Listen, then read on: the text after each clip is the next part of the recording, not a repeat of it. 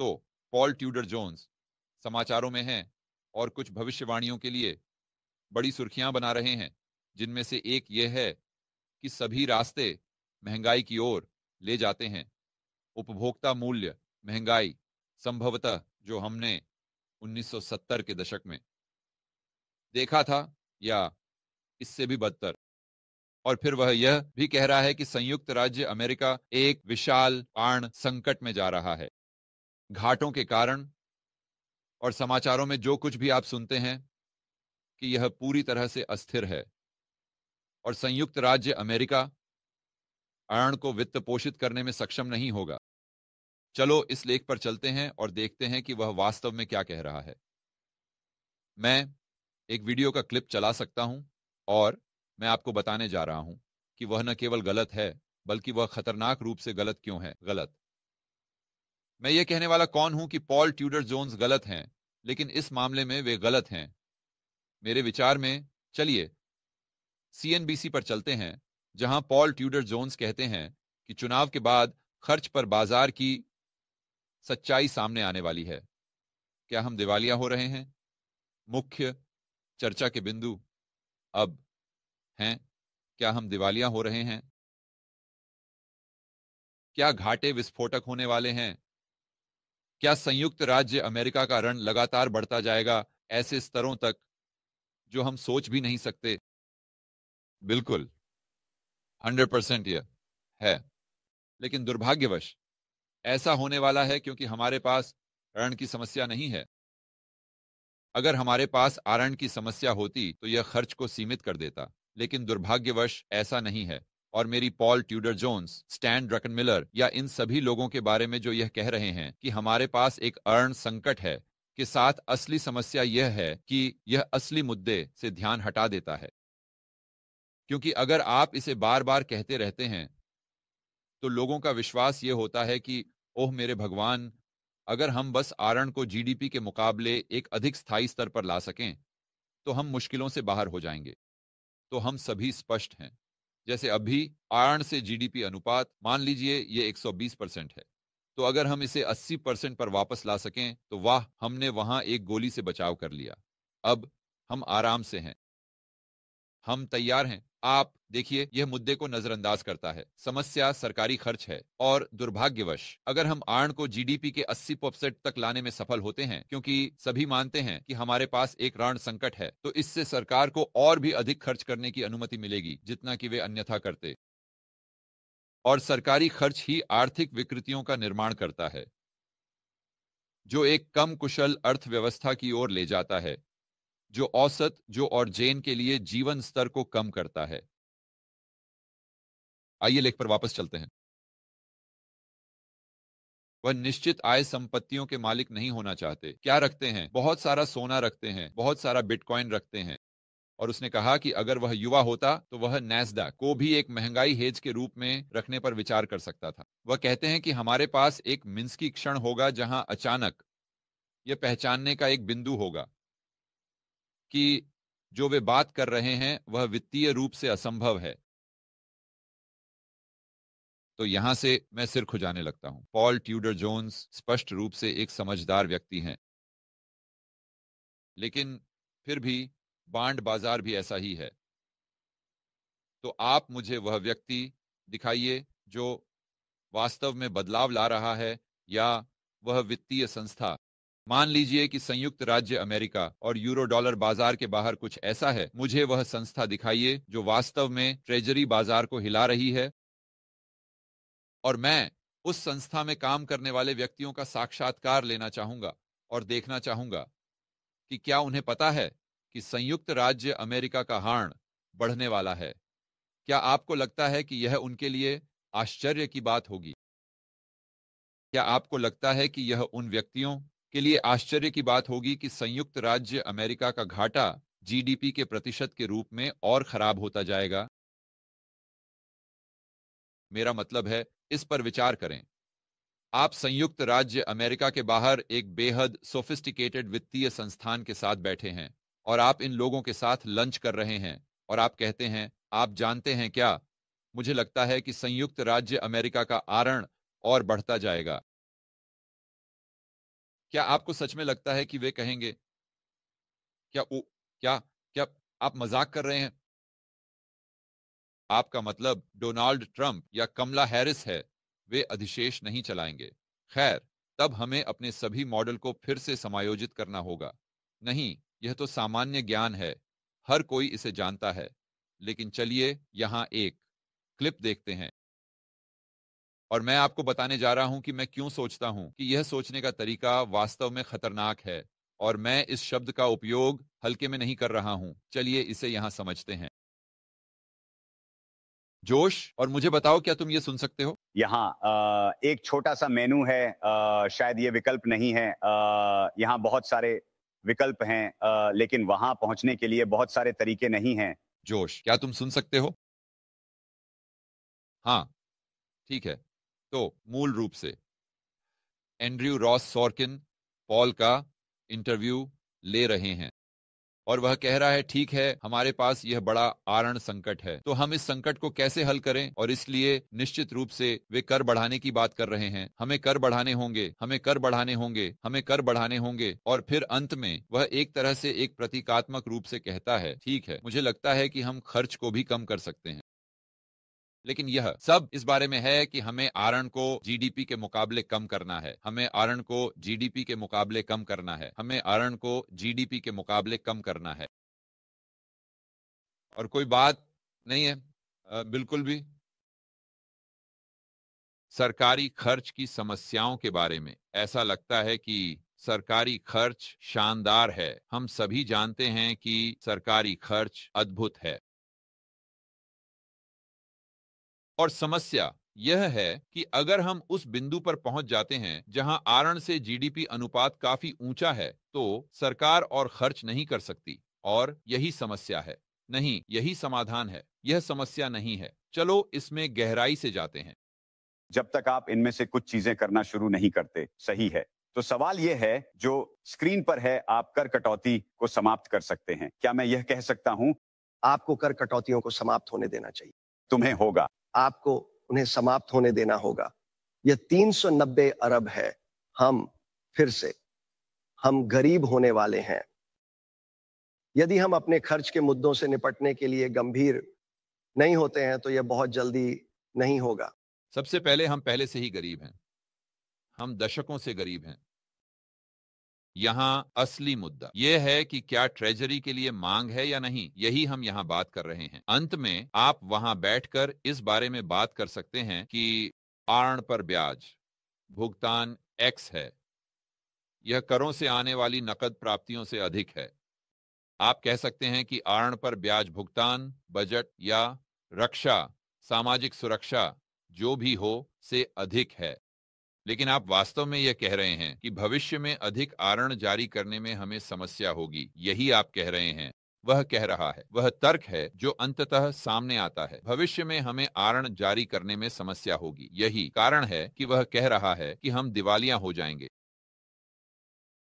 और यह फिर से समस्या नहीं है। समस्या केवल यह नहीं है कि चलो एक ऐसा तरीका खोजें जिससे हम पैसे खर्च करना जारी रख सकें। समस्या यह है कि हम पैसे खर्च कर रहे हैं। हम मतलब सरकार, और हम इन आर्थिक विकृतियों का निर्माण कर रहे हैं। बस जापान से पूछिए, है ना? वे दशकों से अपना आरण बेचने में सक्षम रहे हैं। दशक दर दशक, दशक दर दशक, दशक दर दशक। इससे हाइपर इन्फ्लेशन नहीं हुआ है। लेकिन क्या इसका मतलब है कि उन्हें मुफ्त का खाना मिला? बिल्कुल नहीं। उस सरकारी खर्च ने उनकी अर्थव्यवस्था को नष्ट कर दिया, जहां 80% व्यवसाय, मैं यह सिर्फ उदाहरण के लिए कह रहा हूं, लेकिन उनके व्यवसायों और बैंकों का एक बड़ा प्रतिशत ज़ॉम्बी कंपनियां हैं। उन्हें अस्तित्व में नहीं होना चाहिए। वे जीडीपी पर बोझ हैं। वे योगदान नहीं करते। और जब तक हम ऐसा नहीं कर सकते, मुझे नहीं पता कि क्या हम खर्च को इतना कम कर पाएंगे। हमारे खर्च का 60% ट्रांसफर भुगतान है। लेकिन अगर आप सोचते हैं कि हम दिवालिया होने वाले हैं, और आप सोचते हैं कि ट्रंप राष्ट्रपति बनने वाले हैं, तो वह उन कर कटौतियों को समाप्त नहीं होने देंगे अगर वह इसे टाल सकते हैं। वह नहीं चाहता कि कॉर्पोरेट कर दर 25% तक जाए, जैसा कि आप सुझाव दे रहे हैं कि ऐसा करना होगा। वह सुझाव दे रहा है कि इसे 15% तक जाना चाहिए। मैं यह कह रहा हूं कि हमें बस इस बिंदु पर लाने के लिए कि हम आरएन से जीडीपी को वर्तमान स्तर पर स्थिर कर सकें। आप देख रहे हैं कि ध्यान कैसे है। देखिए उसने अभी क्या कहा, बस इस बिंदु पर पहुंचने के लिए कि हम आरएन से जीडीपी को स्थिर कर सकें। देखो उसकी, और यही खतरनाक है, उसकी नजर में यही एकमात्र समस्या है, एकमात्र समस्या। यह सिर्फ करों को इस स्तर तक लाने के बारे में है जहां हम आरएन से जीडीपी अनुपात को बनाए रख सकें, या यहां तक कि इसे कम कर सकें, ताकि सरकार बिना किसी चिंता के अधिक खर्च कर सके कि कोई बाहर जाकर हमारा आरएन खरीदेगा।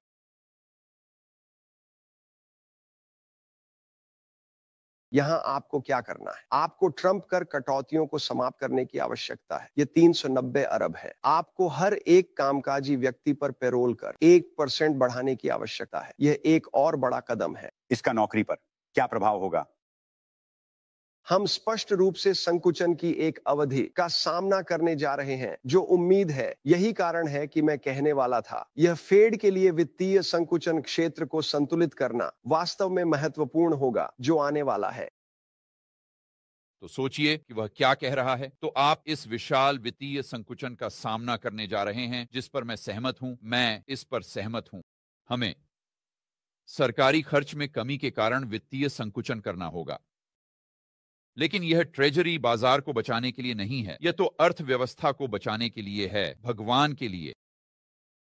और इस विश्व दृष्टि की समस्या यह है कि यह आरएन पर ध्यान केंद्रित करती है, जो असली समस्या नहीं है। और जब मैं ऐसा कहता हूं तो बहुत से लोग भ्रमित हो जाते हैं। समस्या खर्च है। वे कहते हैं, ठीक है जॉर्ज, खर्च आरएन की ओर ले जाता है, तो आरएन ही समस्या है। नहीं, ऐसा नहीं है। क्योंकि यह दृष्टिकोण रखना कि आरएन ही समस्या है, तो समाधान यह है कि आरएन से जीडीपी को 80% या 67% या जो भी संख्या आप निकालें, उसे सुरक्षित माने। यह समाधान नहीं है, यह समस्या को बढ़ाता है। आप देखिए, क्योंकि अगर हम आरएन से जीडीपी को उस स्तर तक लाने में सफल हो जाते हैं, तो पॉल ट्यूडर जोन्स जैसे लोग कहेंगे, ओह हम सफल हो गए हैं, समस्या हल हो गई। सरकार, वापस जाओ और पैसे खर्च करना शुरू करो जैसे कि तुम चर्च में एक वेश्या हो। और फिर आप उन आर्थिक विकृतियों को बढ़ा देंगे जो सरकार के खर्च के लगातार बढ़ने के कारण उत्पन्न हुई हैं। आप देखिए, यह पूरी तरह से ध्यान को समस्या से हटा देता है, या इसे समस्या से, विडंबना से, वास्तव में समाधान नहीं, बल्कि समस्या से कुछ ऐसा स्थानांतरित कर देता है जो अंततः इतना महत्वपूर्ण नहीं है। क्योंकि, और मैं इस पर 1 मिनट में पहुंचूंगा, क्योंकि दुर्भाग्यवश, और मुझे यह कहना नापसंद है, क्योंकि मैं चाहता था कि यह इसके विपरीत हो, लेकिन दुर्भाग्यवश ट्रेजरी की आपूर्ति ट्रेजरी की मांग को नियंत्रित करती है। और फिर हम इस पर चर्चा करने वाले हैं। फिर आप व्यक्तिगत कर दर को बढ़ाकर लगभग 50% के शीर्ष दर तक ले जाना चाहते हैं। रुको, मैं इनमें से कुछ भी नहीं करना चाहता। मैं आपको बता रहा हूं कि हमें अपनी वित्तीय स्थिति के बारे में गंभीर होना होगा, और इसीलिए मैं आपको बता रहा हूं, यहां एक पूरा सेट विकल्प है ना? फिर से हमें आरएन के कारण वित्तीय स्थिति के बारे में गंभीर होना होगा। सरकारी खर्च को पूरी तरह से नजरअंदाज करना। हमें अपने साथी नागरिकों को मनाना होगा, और हमें उन्हें इस समस्या की वास्तविकता के प्रति जागरूक करना होगा जो सरकारी खर्च पैदा करता है, और यह कैसे एक अर्थव्यवस्था को नष्ट करता है। यह अर्थव्यवस्था को सहारा नहीं देता। और जब तक लोग यह नहीं समझते, हम इस रास्ते पर चलते रहेंगे जहां अर्थव्यवस्था और भी खराब होती जाएगी, क्योंकि कोई आरएन संकट नहीं है, और क्योंकि लोग आरएन खरीदना जारी रखते हैं। आप कहते हैं, जॉर्ज, खैर वे इसे हमेशा के लिए खरीदते नहीं रहेंगे। फिर उस विचार को एक पल के लिए रोकें। हम संघीय कार्यबल का 25% काट सकते हैं। कुछ लोग ऐसा कर सकते हैं। एक पूरा वेबसाइट है जहां आप जा सकते हैं और सभी विकल्पों के साथ खेल सकते हैं। आप पूंजीगत लाभ की दर को 21% से 28% तक बढ़ा सकते हैं। यह आपको केवल 10 बिलियन प्रतिवर्ष देता है। यह वास्तव में आपको जो चाहिए वह नहीं देता। इसलिए मैं बस कुछ चीजें दिखा रहा हूं जो आप कर सकते हैं। हाँ, आपको शीर्ष पर कर दर बढ़ानी होगी, शायद 200,000 से अधिक। कमाने वालों को 29.5% बढ़ाना होगा। ये कितना हास्यास्पद है। एक और बात जो ये मानती है वह ये है कि लोग कर का भुगतान करते हैं। पॉल, एंड्रयू, यह सरल है। चलो इतिहास में वापस चलते हैं और देखते हैं कि क्या कर दरों ने वास्तव में आपके द्वारा प्राप्त कर राजस्व की मात्रा को बढ़ाया। उत्तर है नहीं, यह नहीं बढ़ता। यह नहीं है। वर्तमान में आयकर दर जीडीपी के प्रतिशत के रूप में प्राप्त कर राजस्व की मात्रा के लिए लगभग अप्रासंगिक है।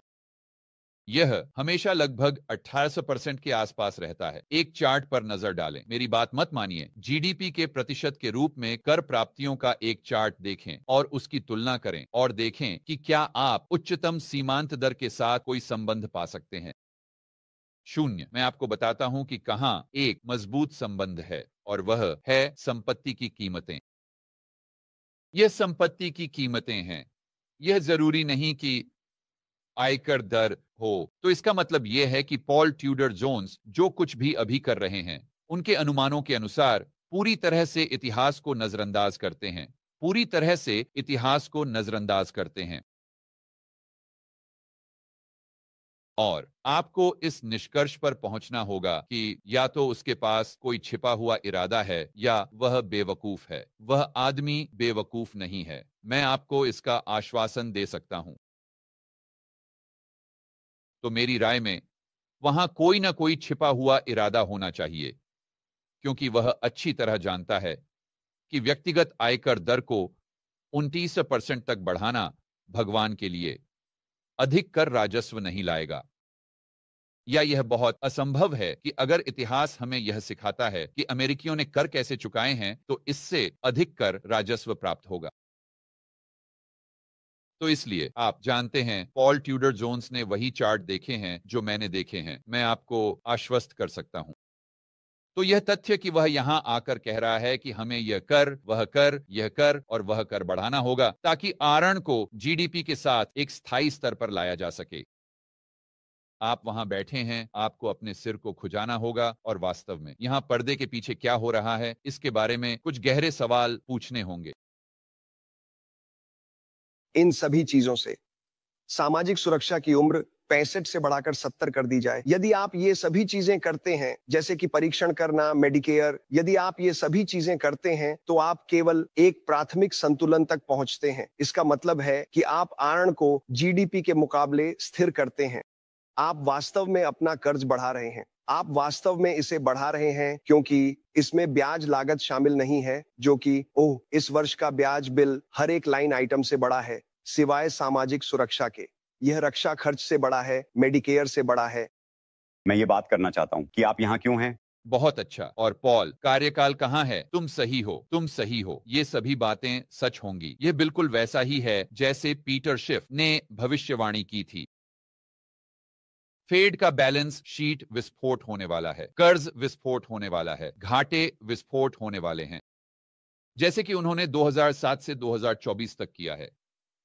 याद रखें, हमने 25 ट्रिलियन का कर्ज जोड़ा है और 10 साल की ट्रेडिंग कहां है? बिल्कुल वही। फेड फंड्स भी बिल्कुल वही हैं। यह कैसे संभव है?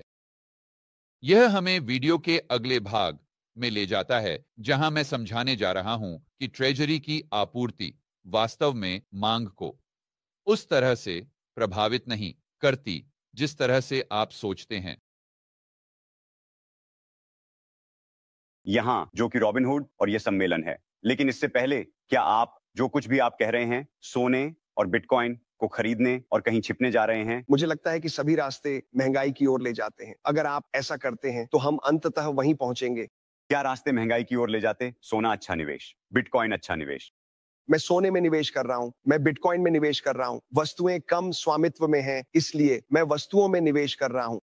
मुझे लगता है कि अधिकांश युवा लोग अपनी महंगाई से बचाव की रणनीतियां नैस्डैक के माध्यम से खोजते हैं। ये भी बहुत अच्छा रहा है। ये शायद कुछ संयोजन है। मेरे पास शायद सोने, बिटकॉइन, वस्तुओं, नैस्डैक, कुछ ऐसा ही का एक बास्केट होगा और मैं निश्चित आय में शून्य रखना चाहूंगा।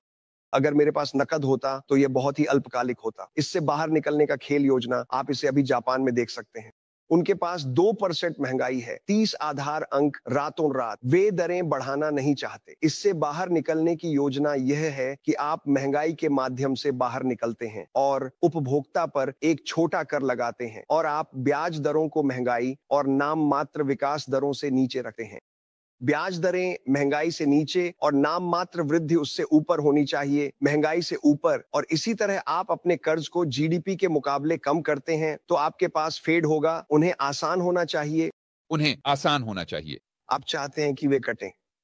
तो मैं फिर से नहीं कह सकता, ये समझना मुश्किल है कि पॉल क्या कह रहा है, जो कि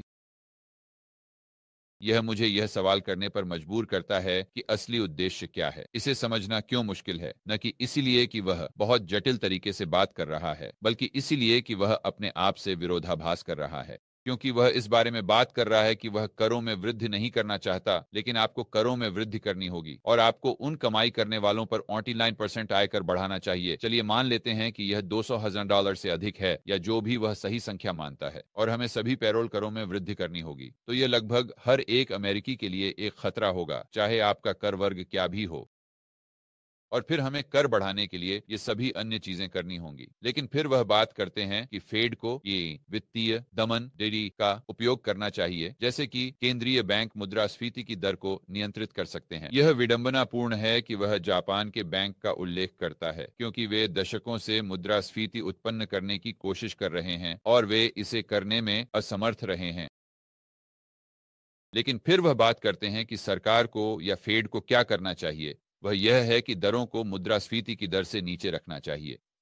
तो नकारात्मक वास्तविक दरें और नाम मात्र जीडीपी की दर से नीचे, और इसलिए जीडीपी बढ़ती जाती है। सिद्धांत रूप में कर राजस्व भी बढ़ता है। अब क्या वे बढ़ेंगे, मुझे नहीं पता। यह इस पर निर्भर करता है कि शेयर बाजार क्या कर रहा है। यह उन सभी चीजों पर निर्भर करता है जिन्हें ये लोग सुविधाजनक तरीके से नजरअंदाज कर रहे हैं।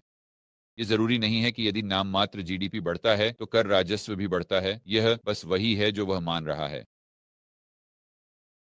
लेकिन उसके मॉडल पर वापस जाते हुए, मान लीजिए आपको नाम मात्र जीडीपी बढ़ाने की आवश्यकता है। आपको ब्याज दरों को नाम मात्र जीडीपी से कम रखना होगा। तो फिर क्या होता है कि नाम मात्र जीडीपी इतनी तेजी से बढ़ता है कि आप जीडीपी के मुकाबले कर्ज को कम कर सकते हैं, यह मानते हुए कि कर्ज उसी दर से नहीं बढ़ता। यह वही है जो वह कह रहा है कि उद्धरण के अनुसार समाधान होगा।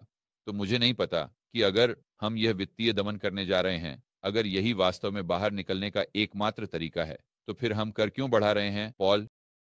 हम लोगों पर कर क्यों बढ़ा रहे हैं जब फेड प्रभावी रूप से कह रहा है कि आपके योजना या आपके समाधान के आधार पर हर एक अमेरिकी पर कर बढ़ाने जा रहा है, क्योंकि किसी कारण से 120% का आर्ण से जीडीपी एक समस्या है, लेकिन 80% का ऋण से जीडीपी कोई समस्या नहीं है।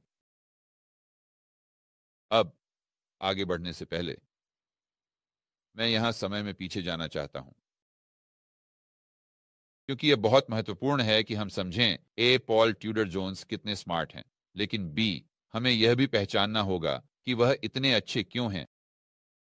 वह सभी समय के सबसे अच्छे व्यापारियों में से एक क्यों है? स्टैन ड्रुकनमिलर सभी समय के सबसे अच्छे व्यापारियों में से एक क्यों है? क्या इसका कारण यह है कि उनकी हिट दर, उनकी सटीकता दर लगभग 96% है? नहीं।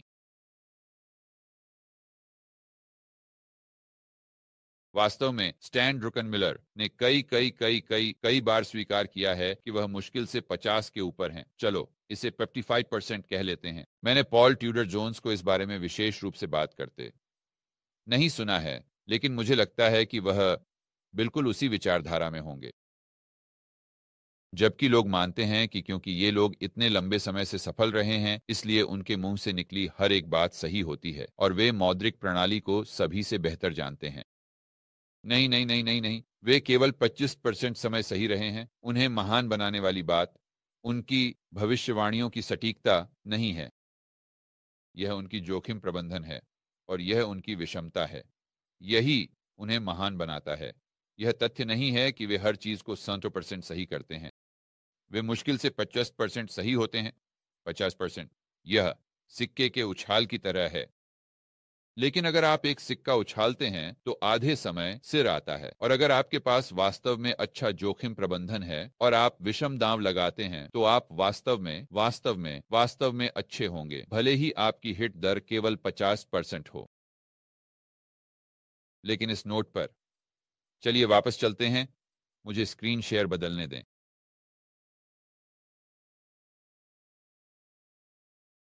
और चलो पूरे स्क्रीन को करें। मैं एक पीडीएफ पर जाना चाहता हूं। मेरे पास है। मेरा मानना है आप इसे पसंद करेंगे। जोश पीडीएफ देख सकते हो।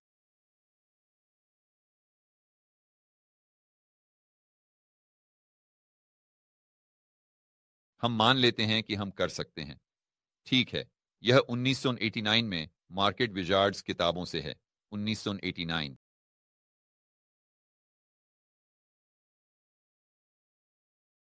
और आपको क्या लगता है कि 1989 में सबसे अच्छे व्यापारियों में से एक कौन था? आपने सही अनुमान लगाया, पॉल ट्यूडर जोन्स। तो यहां वह अक्टूबर 1987 के क्रैश पर बड़े मुनाफे कमाने के बारे में बात कर रहा है। और वह जैक श्वागर के उत्तर में कहता है, जो लेखक हैं वह वही व्यक्ति हैं जो इन सभी साक्षात्कारों को करते हैं। पॉल ट्यूडर जोन्स कहते हैं, मैं इतिहास का अध्ययन करके जानता हूं कि आरण अंततः सभी महान समाजों को मार देता है। हमने मूल रूप से अपना अमेरिकन एक्सप्रेस कार्ड निकाला है और कहा है कि हम एक शानदार समय बिताने जा रहे हैं। रेगन ने सुनिश्चित किया कि उनके कार्यकाल के दौरान अर्थव्यवस्था महान होगी, हमारे रास्ते को समृद्धि की ओर उधार लेकर। हमने भविष्य के खिलाफ उधार लिया और जल्द ही हमें इसका भुगतान करना होगा।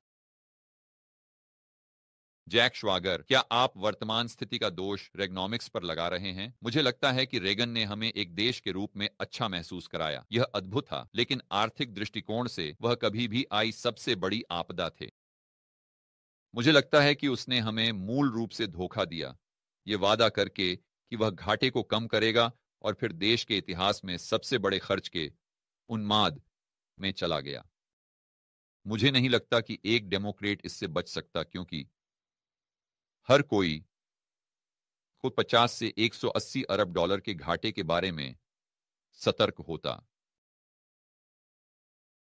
क्या आपको कोई रास्ता नजर आता है? जैक श्वागर की ओर वापस, क्या आपको कोई ऐसा तरीका नजर आता है जिससे हम अपनी वर्तमान समस्या का समाधान कर सकें? यही मुझे बहुत डराता है। मुझे हमारी वर्तमान दुविधा से बाहर निकलने का कोई खाका नहीं दिखता।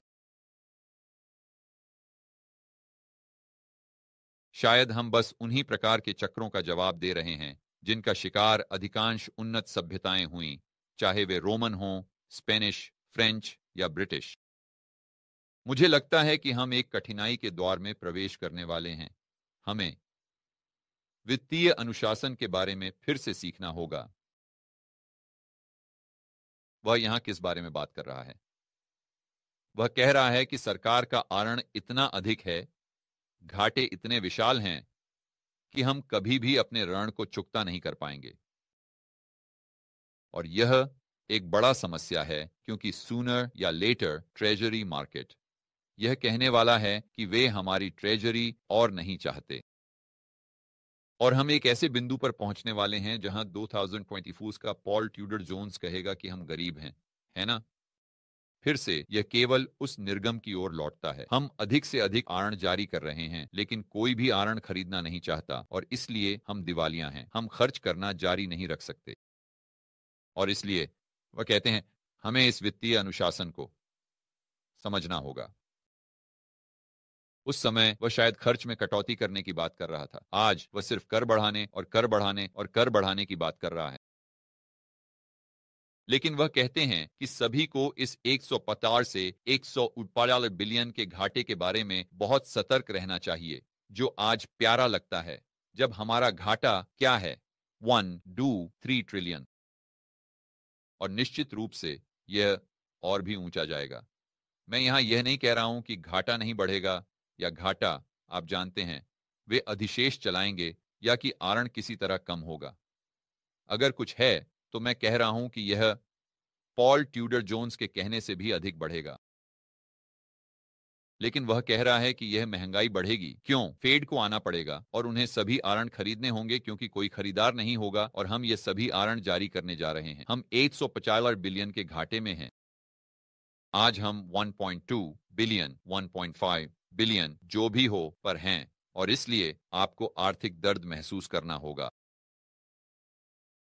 यही वह बात है जो वह यहां कह रहा था। मुझे लगता है कि हम फिर से एक दर्दनाक अवधि में प्रवेश करने वाले हैं क्योंकि बांड बाजार, ट्रेजरी बाजार सरकार के हाथ को मजबूर करेगा। उन्हें खर्च में कटौती करनी होगी, उन्हें कर बढ़ाने होंगे, जो अर्थव्यवस्था को संकुचित करेगा।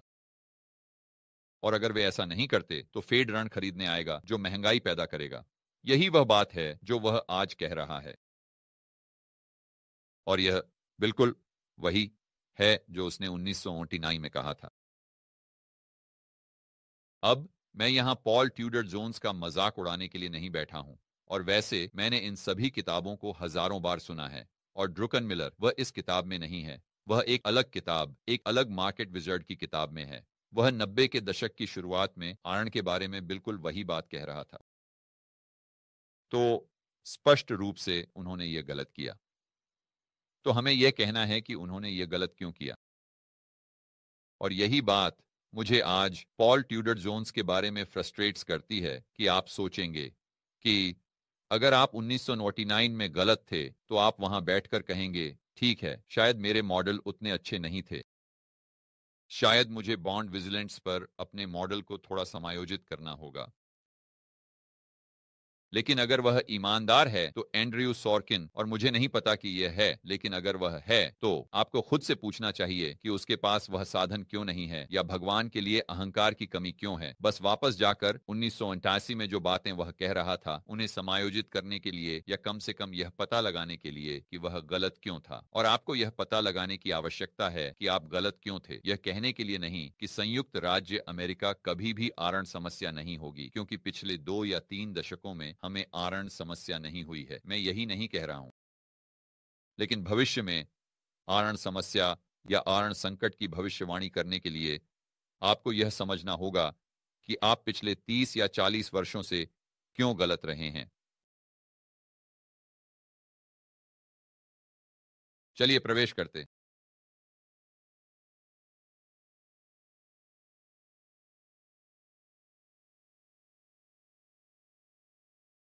तो चलो देखते हैं। मैं जोश इसे जल्दी से छिपाने जा रहा हूं। मैं इस पर जाने वाला हूं और यह बहुत सरल है। मैं इसे शनिवार को हमारे मास्टरमाइंड समूह के लिए एक प्रस्तुति में उपयोग करता हूं।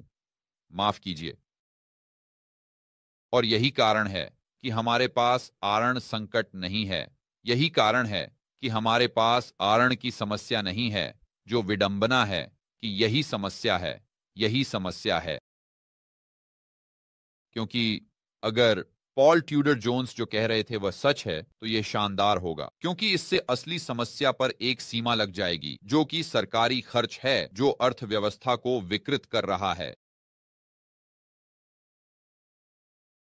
लेकिन जो होता है वह यह है कि राजनेताओं को यह एहसास होता है कि वे खर्च करते रह सकते हैं, खर्च करते रह सकते हैं और खर्च करते रह सकते हैं। और वे कहते हैं, ठीक है, 1 मिनट रुकिए, हम आरण ले सकते हैं। चलिए एक चार्ट पर चलते हैं। हम 2007 में 9 ट्रिलियन से लेकर आज 35 ट्रिलियन तक के आरण को देख सकते हैं और 10 वर्षीय ट्रेजरी बिल्कुल उसी उपज पर व्यापार कर रही है।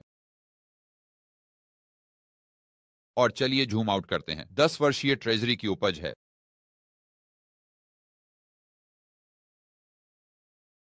तो 2007 में, चलिए सितंबर में चलते हैं। यह तब था जब उन्होंने 50 आधार अंकों के साथ कटौती चक्र की आखिरी शुरुआत की थी। 10 वर्षीय ट्रेजरी 4.8 पर व्यापार कर रही थी। यह आरएन में 25 ट्रिलियन पहले की बात थी। दूसरे शब्दों में, ट्रेजरी की आपूर्ति। आप शायद खुद से पूछ रहे होंगे कि फेड फंड्स क्या था। 4.75। आज फेड फंड्स 4.75 हैं। उन्होंने इसे 50 आधार अंकों से कम किया है। एकमात्र अंतर यह है कि अतिरिक्त आरएन या ट्रेजरी की आपूर्ति में 25 ट्रिलियन डॉलर हैं और 10 वर्षीय ट्रेजरी 4.68 पर व्यापार नहीं कर रही है जैसे कि यह 2007 के सितंबर में थी। यह 4.19 पर व्यापार कर रही है।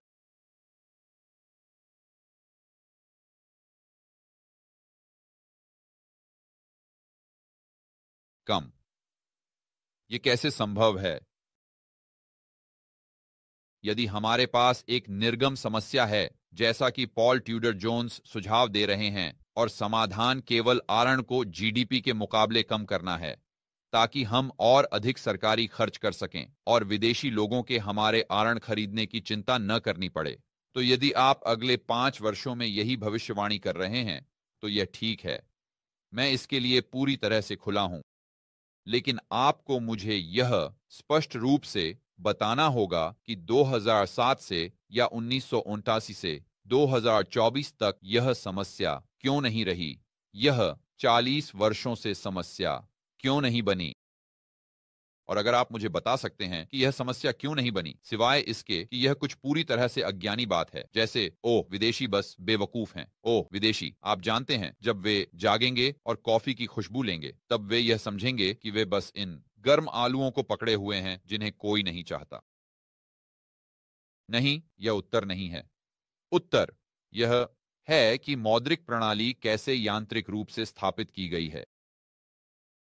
यह इसे सुविधाजनक बनाने के लिए है। दुर्भाग्यवश काश ऐसा न होता। यह संयुक्त राज्य अमेरिका के लिए सबसे अच्छी बात होती, लेकिन दुर्भाग्यवश यह जिस तरह से काम करता है, जैसा कि मैंने पहले कहा, और इतिहास हमें यह सिखाता है, आपको बस इतना करना है। और फिर से अगर आप चाहें तो इन चार्ट्स को देखें। ये फ्रेड चार्ट्स हैं, कोई भी देख सकता है। बस 10 वर्षीय ट्रेजरी पर ब्याज दरों को देखें कि क्या आप किसी भी प्रकार का संबंध देख सकते हैं। 1980 में देखें। देखिए, क्या आप लंबे समय में 10 वर्षीय ट्रेजरी की उपज और आरएन की मात्रा के बीच कोई संबंध देख सकते हैं?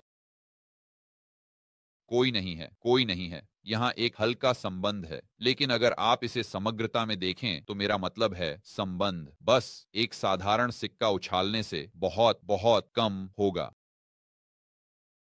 और वैसे जब आप इसे सरकारी खर्च के संदर्भ में देखते हैं तो महंगाई भी वही चीज होगी।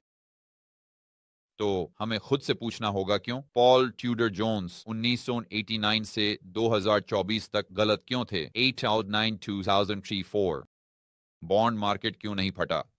ट्रेजरी मार्केट ने सरकारी खर्च को क्यों नहीं रोका?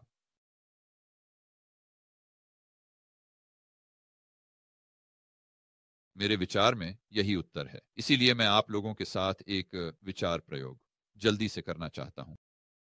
मान लीजिए कि आप संयुक्त राज्य अमेरिका के बाहर एक वित्तीय संस्थान हैं। आप यूरो डॉलर बाजार में हैं। आपके पास अपने बैलेंस शीट पर जोखिम के अलावा कोई भी प्रतिबंध नहीं है और आप अनलिमिटेड डॉलर उधार ले सकते हैं।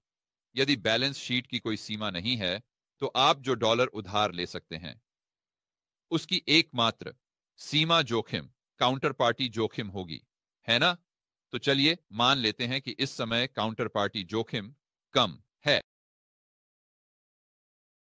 तो आपके बैलेंस शीट के दो पक्ष हैं। आपके पास देनदारियों का पक्ष है और संपत्तियों का पक्ष है। खैर, देनदारियों का पक्ष उन सभी डॉलर का होगा जो आप उधार ले रहे हैं, चाहे वह किसी जमा करने वाले से हो या किसी अन्य बैंक से। और यह ध्यान में रखना महत्वपूर्ण है कि ये वास्तव में डॉलर नहीं है, ये डॉलर में व्यक्त क्रेडिट है।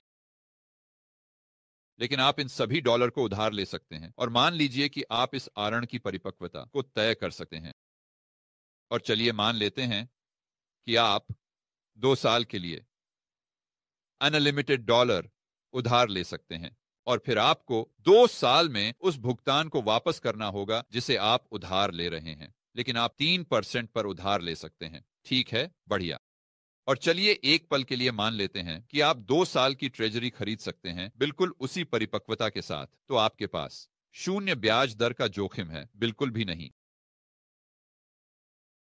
क्योंकि आपको 2 साल में मूलधन के साथ 5% ब्याज का भुगतान किया जाएगा और 2 साल में आपको वही दिन मिलेगा, आपको उस संस्था को वही भुगतान करना होगा जिसने आपको पैसे उधार दिए थे, लेकिन आपको उन्हें केवल 3% का भुगतान करना होगा।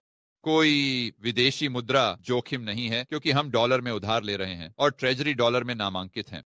तो अगर आप 3% पर 2 साल के लिए अनलिमिटेड राशि उधार ले सकते हैं, तो आप 5% पर कितनी 2 साल की ट्रेजरी खरीदेंगे? चलिए हम चैट पर चलते हैं। दोस्तों, अगर आप 3% पर 2 साल के लिए अनलिमिटेड राशि उधार ले सकते हैं, तो आप 5% पर कितनी ट्रेजरी खरीदेंगे? याद रखें, वहां 2% का अंतर है। आप कितनी खरीदेंगे? आइए कुछ उत्तरों को देखते हैं। हम शायद तुरंत सही उत्तर प्राप्त करने वाले हैं। आहा, वहां हम हैं। नैशविल। नैशविल पोस्टमैन सही उत्तर के साथ आता है। डेविड सही उत्तर के साथ आता है। आप उनमें से 100% खरीदेंगे जब तक कि आप पैसे से नफरत न करते हो, और फिर आप उनमें से कोई भी नहीं खरीदेंगे। लेकिन ज्यादातर लोग हर एक 2 साल की ट्रेजरी खरीदेंगे जो वे संभवतः प्राप्त कर सकते हैं। क्यों? क्योंकि वे उस 2% के अंतर को अपने पास रखना चाहते हैं। ठीक है, तो चलो विचार प्रयोग पर वापस चलते हैं। खेलने के लिए धन्यवाद दोस्तों। लेकिन अब अगर मैं आपको बताऊं कि अगले 3 दिनों में जेनेट येलन इस छोटे से भवन टी ट्रेजरी द्वारा प्रतिनिधित्व करेंगी, तो जेनेट येलन आपके ट्रेजरी में, चलिए कहते हैं 3 ट्रिलियन जारी करने जा रही हैं। यह बाजार के लिए झटका होगा, क्योंकि सब कुछ अवशोषित करने को तरलता नहीं। अब बैलेंस शीट की क्षमता पर्याप्त है, लेकिन तरलता पर्याप्त नहीं है, क्योंकि आपको आरण लेना है और सभी पैसे और ये सभी चीजें करनी है। तो अगर आप डंप कर रहे हैं, अगर आप इसे 30 दिनों में फैलाते हैं तो कोई बड़ी बात नहीं है। अगर आप इसे 3 दिनों में करते हैं तो ठीक है, यह इस मामले में कीमत या उपज को प्रभावित कर सकता है। तो चलिए मान लेते हैं कि जेनेट येलन बाजार में 2 साल की ट्रेजरी का और 3 ट्रिलियन का आपूर्ति डाल देती है, और इससे ब्याज दर 5% से बढ़कर 7% हो जाती है। दूसरे शब्दों में, जो अंतर आप बना रहे हैं वह 2% से बढ़कर 4% हो जाता है, क्योंकि जेनेट येलन को इतने सारे ट्रेजरी जारी करने पड़ रहे हैं, क्योंकि घाटे बढ़ रहे हैं, कर्ज बढ़ रहा है। कर्ज पर ब्याज रक्षा खर्च से अधिक है, यह कर राजस्व से भी अधिक है। लेकिन जो अंतर आप बना रहे हैं वह 2% से 4% तक जाता है। अब आप कितने खरीदेंगे? उसी जवाब, सभी। आप सभी को खरीदेंगे, हर एक। और अगर ब्याज दरें बढ़ जाती हैं तो आप और भी अधिक खरीदेंगे, अगर यह संभव है, क्योंकि इससे व्यापार और भी आकर्षक हो जाता है। अब अगर मैं आपको बताऊं कि संयुक्त राज्य अमेरिका में महंगाई दर 5% तक बढ़ गई है, जैसा कि सीपीआई द्वारा मापा गया है, अब आप क्या करेंगे? किसे परवाह है? आप इस स्प्रेड में अरबों, शायद ट्रिलियन डॉलर कमा रहे हैं। क्या आपको वास्तव में परवाह है कि सीपीआई संयुक्त राज्य अमेरिका में 5% तक बढ़ता है? अगर येलन और अधिक जारी करती हैं, शानदार। यह मेरे लिए खरीदने के लिए और अधिक है।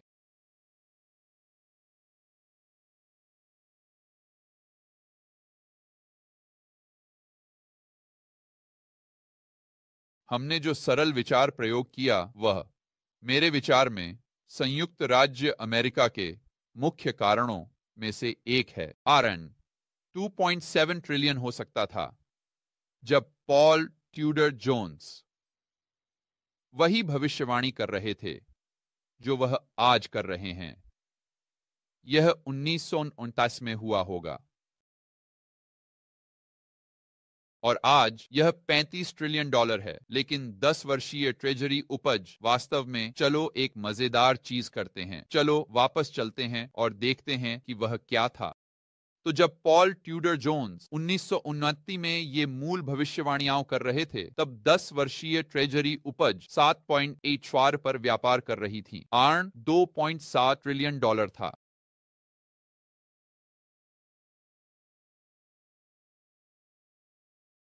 $2.7 ट्रिलियन। वे इसे अब 1 वर्ष में जारी करते हैं। हमारे पास लगभग 33 ट्रिलियन डॉलर का अधिक आरण है। फिर भी 10 वर्षीय ट्रेजरी उपज 3% से अधिक पर व्यापार कर रही है, जो 300 आधार अंक कम है। नहीं, ऊंचा नहीं, नीचे, नीचे, ऊंचा नहीं, नीचे। यदि आपूर्ति 10 वर्षीय ट्रेजरी उपज का मुख्य घटक है, तो यह कैसे संभव है? उत्तर यह है कि यह संभव नहीं है। इसे समझाने वाली एकमात्र चीज यह विचार प्रयोग है। तो अगर जो मैं कह रहा हूं वह सच है, और यही कारण है कि हमारे पास कभी भी आरण संकट नहीं हुआ, तो हमें यह सोचना होगा कि ठीक है, अगर यह सच है तो यह कैसे बदलने वाला है। क्योंकि अगर यह नहीं बदलता तो हम इस विकृत दुनिया में हैं जो मुझे पसंद नहीं है। मुझ पर विश्वास करो, यह संयुक्त राज्य अमेरिका के लिए बुरा है, क्योंकि राजनेता अधिक खर्च कर सकते हैं, जिससे अर्थव्यवस्था और भी खराब होती जाती है। इसलिए मुझे यह पसंद नहीं है।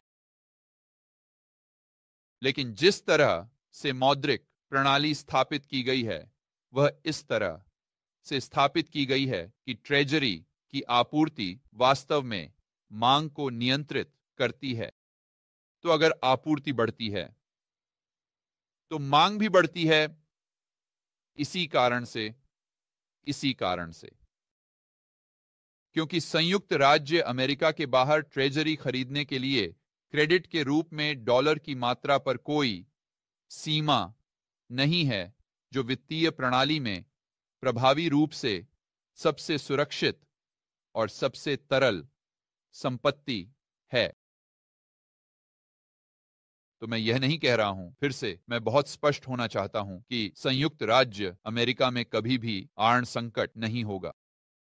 यह बहुत संभव है, लेकिन संयुक्त राज्य अमेरिका में आर्ण संकट होने के लिए इसमें बदलाव होना चाहिए।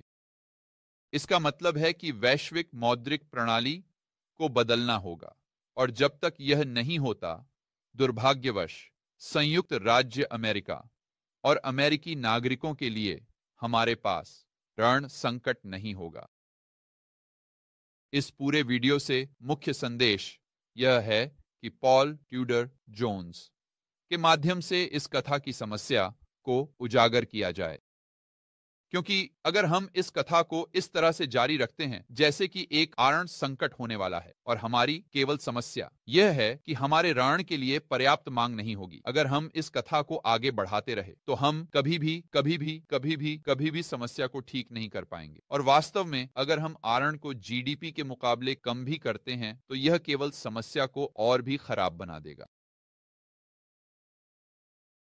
क्योंकि समस्या का अंततः कारण सरकारी खर्च है, जो अर्थव्यवस्था को विकृत करता है, अर्थव्यवस्था को कम प्रभावी बनाता है, और गरीबों और मध्य वर्ग के लिए जीवन स्तर को कम करता है।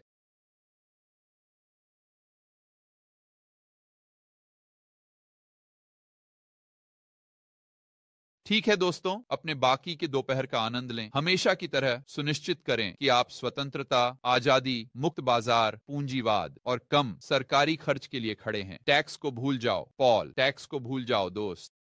अपनी आंखें खोलो मेरे दोस्त, अपनी आंखें खोलो। सरकारी खर्च ही समस्या है, आप इससे बाहर निकलने के लिए कर नहीं लगा सकते मेरे दोस्त। अगले वीडियो में मिलते हैं।